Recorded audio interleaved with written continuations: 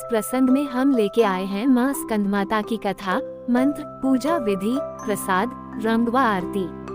राधे राधे दोस्तों, सुनहरी कहानियों चैनल में आपका स्वागत है। शारदीय नवरात्रि के पावन पर्व की शुरुआत हो गई है।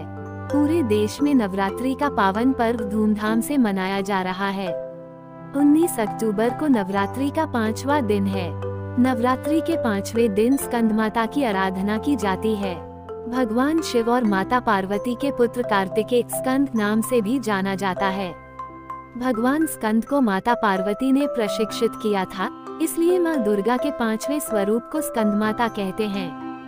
स्कंद का अर्थ होता है ज्ञान को व्यवहार में लाते हुए कर्म करना, और स्कंदमाता ऊर्जा का वो रूप है जिसकी उपासना से ज्ञान को व्यवहारिकता में लाकर पवित्र कर्म का आधार बनाया जा सकता है।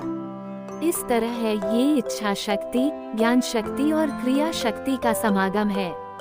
शिव तत्व का मिलन जब त्रिशक्ति के साथ होता है तो स्कंद कार्तिकेय का जन्म होता है। ऐसा है स्कंदमाता का स्वरूप।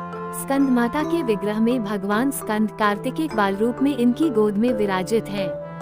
देवी की 4 भुजाएं हैं। ये दाईं तरफ की ऊपर वाली भुजा से स्कंद को गोद में लिए हैं और नीचे वाली भुजा में कमल का पुष्प सुशोभित है। बाईं तरफ ऊपर वाली भुजा में वरद मुद्रा में है और नीचे वाली भुजा में कमल पुष्प है। इनका वर्ण एकदम श्वेत और ये स्वयं कमल के आसन पर विराजमान है, इसलिए इन्हें पद्मासना भी कहा जाता है। सिंह इनका वाहन है। माता स्कंदमाता की पूजा विधि। सुबह उठते ही सबसे पहले स्नान करें और स्वच्छ वस्त्र धारण करें। फिर घर के मंदिर या पूजा स्थान में चौकी पर माँ स्कंदमाता की तस्वीर या प्रतिमा स्थापित करें। अब इसके बाद गंगाजल से शुद्धिकरण करें और फिर एक कलश में पानी लेकर उसमें कुछ सिक्के डालें और उसे चौकी पर रखें।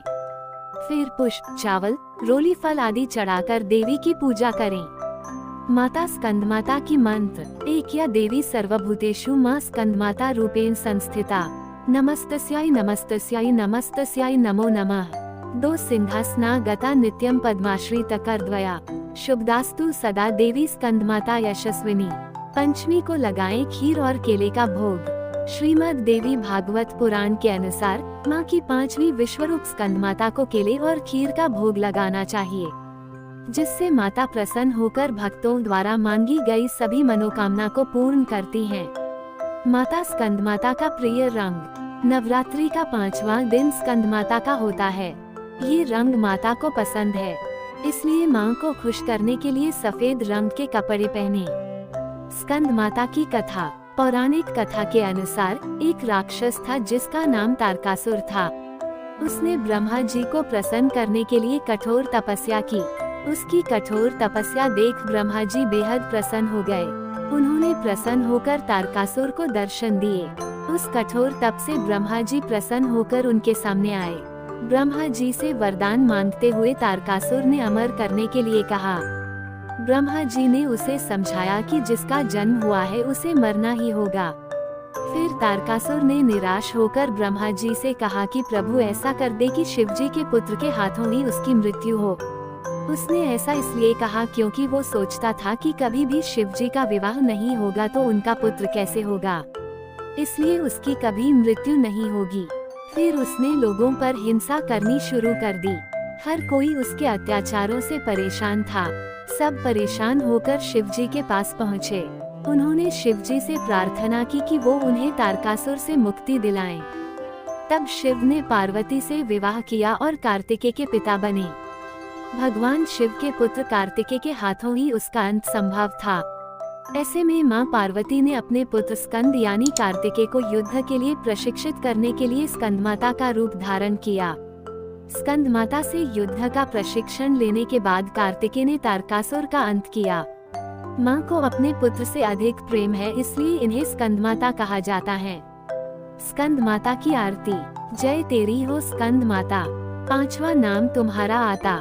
सबके मन की जाननहारी, जग जननी सबकी महतारी। तेरी ज्योत जलाता रहूं मैं, हरदम तुम्हें ध्याता रहूं मैं।